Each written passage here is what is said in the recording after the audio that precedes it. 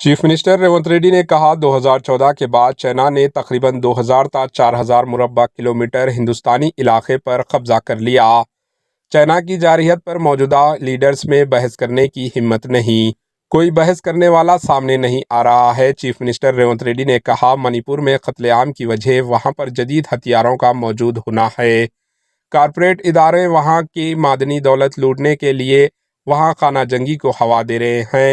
रेवंत रेड्डी ने कहा कि हमारे मुल्क में जब दो क़िबलाई कौमें आमने सामने होती है तो जदीद हथियारों से कत्ले आम की सूरत हाल पैदा हो रही है।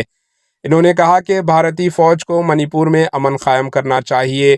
ज़रूरत पड़ने पर क़िबलाओं के पास मौजूदा हथियारों को जब्त करना चाहिए। Bureau report, AHN news.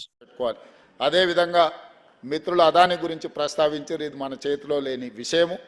ఎందుకంటే కేంద్ర ప్రభుత్వ అనుమతితో గత ప్రభుత్వమే అన్ని ఒప్పందాలు చేసుకొని ఈరోజు డ్రోన్స్ కానీ ఇతరవి కానీ గత ప్రభుత్వాలు చేసుకున్న ఒప్పందాలు లిబరలైజేషన్ పాలసీ తర్వాత ఓపెన్ ఎకానమీ తర్వాత కార్పొరేట్ కంపెనీలతో మనం చేసుకున్న ఏ ఒప్పందాలనైనా యూనిలాటరల్గా వన్ సైడ్ నుంచి క్యాన్సిల్ చేయడానికి ఉండదు.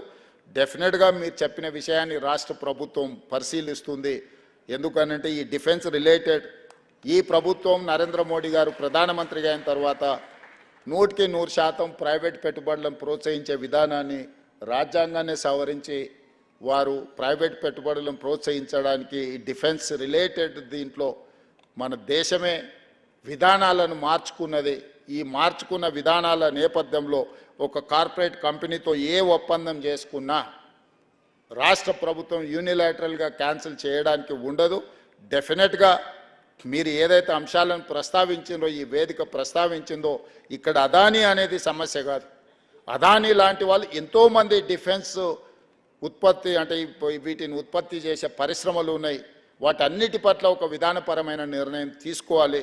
డెఫినెట్గా మీరు ఇచ్చిన సూచనను వ్యక్తులను దృష్టిలో పెట్టుకోవడం కాదు, విధానపరమైన ఆలోచనలతోని ప్రభుత్వం వైపు నుంచి చేయగలిగిన ప్రయత్నాలు ఏమన్నా ఉంటే తప్పకుండా చేస్తామని చెప్తూ యాదవ్ రెడ్డి గారు మాకున్న